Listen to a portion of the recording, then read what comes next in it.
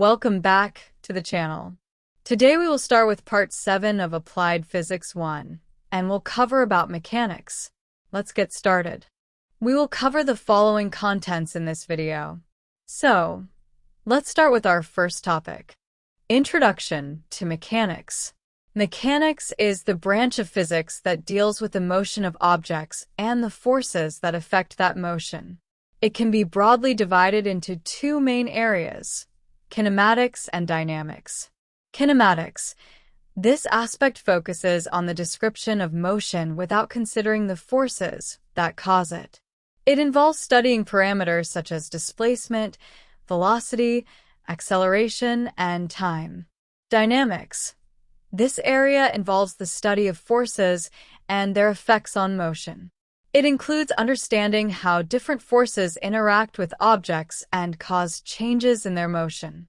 Mechanics can be further classified into two categories.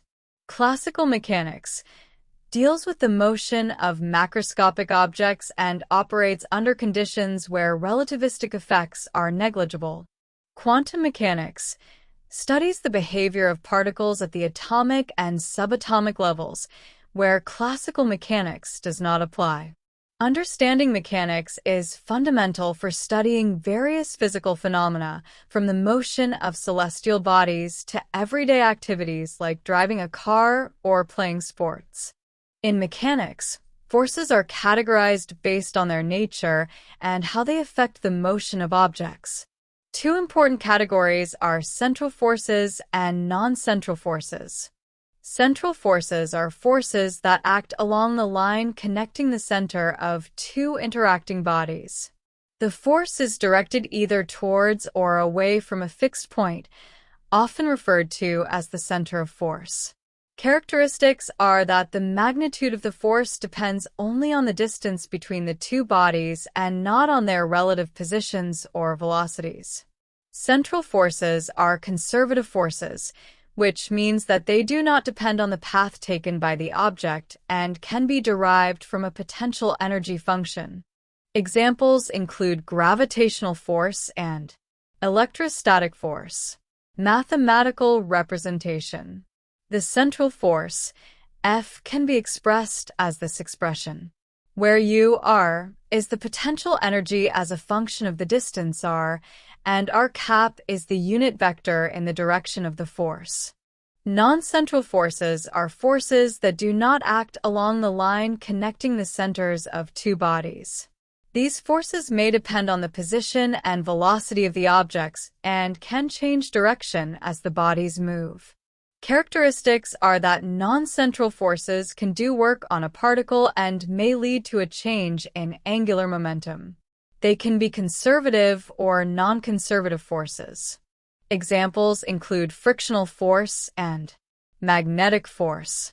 Mathematically, non-central forces are often expressed in terms of their components, which may depend on the angular position or linear velocity of the objects involved. An inverse square force is a specific type of central force that follows an inverse square law. This means that the magnitude of the force decreases in proportion to the square of the distance from the source. Mathematical expression. The force F can be represented as F equals minus k divided by r square, where k is a positive constant and r is the distance from the source of the force. Examples include gravitational force and Coulomb's law. Implications. The inverse square nature of these forces leads to unique motion patterns, such as elliptical orbits in gravitational interactions, described by Kepler's laws of planetary motion. Simple harmonic motion, SHM, is a type of periodic motion where an object oscillates around an equilibrium position. The restoring force acting on the object is directly proportional to its displacement from the equilibrium position and acts in the opposite direction. Characteristics include restoring force. The restoring force F is given by Hooke's law. F equals minus kx, where k is the force constant and x is the displacement from the equilibrium position. Equations of motion.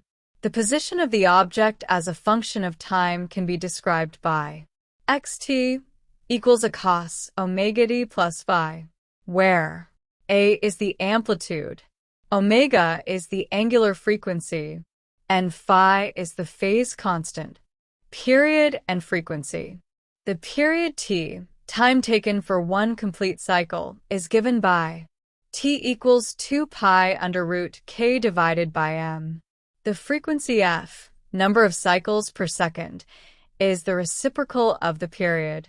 F equals 1 by t. Energy in SHM. The total mechanical energy E in SHM is constant and is given by E equals half k a square. This energy oscillates between potential energy and kinetic energy. There are two types of SHM: linear simple harmonic motion and angular simple harmonic motion. When a particle moves back and forth along a straight line around a fixed point called the equilibrium position, this is referred to as linear simple harmonic motion. Some examples of linear SHM include the oscillation of a liquid column U-tube, the motion of a simple pendulum with very small displacements, and the vertical small vibration of a mass carried by elastic string. Conditions for linear simple harmonic motion. The restoring force or acceleration acting on the particle must always be proportional to the particle's displacement and directed toward the equilibrium position. F is proportional to minus x. A is proportional to minus x, where F is the restoring force, x is the displacement of particle from equilibrium position, and A is the acceleration. An angular simple harmonic motion occurs when a system oscillates angularly with respect to a fixed axis. The displacement of the particle in angular simple harmonic motion is measured in terms of angular displacement. The torsional pendulum is one example of angular SHM. Conditions for angular simple harmonic motion. The restoring torque, or angular acceleration acting on the particle, should always be proportional to the particle's angular displacement and oriented towards the equilibrium position. T is proportional to theta. Alpha is proportional to theta, where T is torque, theta is the angular displacement, alpha is the angular acceleration. Difference between linear SHM and angular SHM. In linear SHM, the particle moves back and forth along a straight line with constant amplitude and frequency. In angular SHM, the particle moves in a circular path around an axis with a constant amplitude and frequency. Restoring force is directly proportional to the linear displacement. Restoring torque is directly proportional to the angular displacement.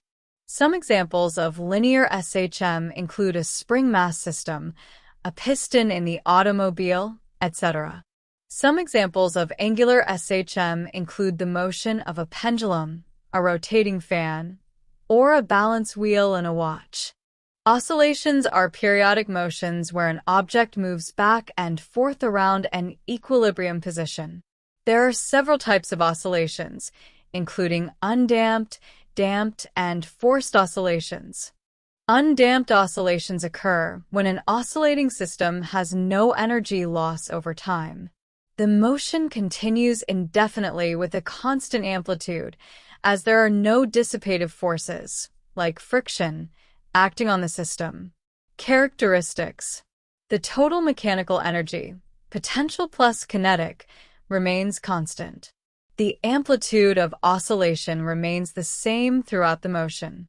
The system oscillates with a constant frequency determined by its physical properties, like mass and spring constant. Examples include a mass attached to an ideal spring undergoing simple harmonic motion, SHM, without any external forces acting on it. Damped oscillations occur when energy is lost from the oscillating system, typically due to external forces like friction or air resistance. This results in a gradual decrease in amplitude over time. Types of damping are light damping. The amplitude decreases slowly, and the system still oscillates. Critical damping. The system returns to equilibrium as quickly as possible without oscillating, the fastest return without oscillation. Heavy damping. The system returns to equilibrium slowly without oscillating. Example is a swinging pendulum that gradually comes to rest due to air resistance. The displacement xt of a damped oscillator can be represented as this expression, where A is the initial amplitude, beta is the damping coefficient, omega d is the damped angular frequency, phi is the phase constant. Forced oscillations occur when an external periodic force is applied to an oscillating system. The system oscillates at the frequency of the external force, regardless of its natural frequency. Characteristics are: the system can reach a state of resonance if the frequency of the applied force matches the natural frequency of the system. This can lead to large amplitude oscillations. If the frequency of the applied force is different from the natural frequency, the system will still oscillate but with a smaller amplitude. Example is a child on a swing being pushed at regular intervals. If the pushes occur at the right moment, the swing can achieve greater heights. Mathematical representation. The displacement xt of a forced oscillator can be represented as this expression, where A is the amplitude due to the driving force, omega is the frequency of the driving force, beta is the damping coefficient, omega d is the damped frequency of the system. Quick summary. Central forces act along the line connecting the centers of two objects, while non-central forces do not. The inverse square law describes the behavior of forces such as gravitational and electrostatic forces, where the force magnitude decreases with the square of the distance. Simple harmonic motion, SHM, is a periodic motion characterized by a restoring force proportional to displacement, with constant energy oscillating between potential and kinetic forms. In mechanics, oscillations are an essential aspect of studying the motion of systems.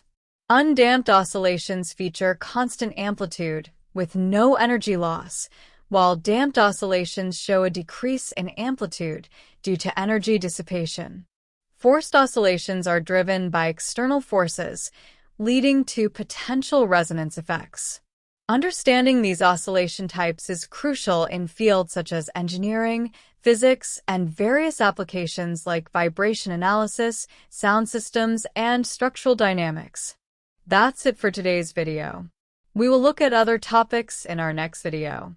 Till then, please like, share, and subscribe to the channel. See you in the next video.